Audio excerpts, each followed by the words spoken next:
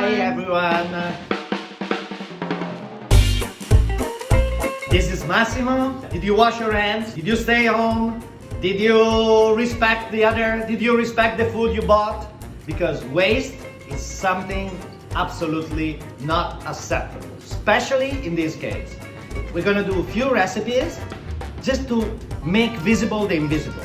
Because cooking, as I always say, is an act of love. So, follow me and follow the recipe.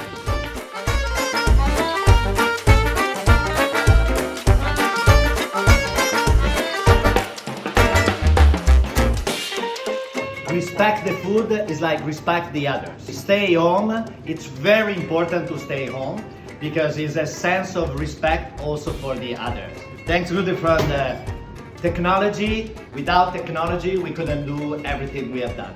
Grazie.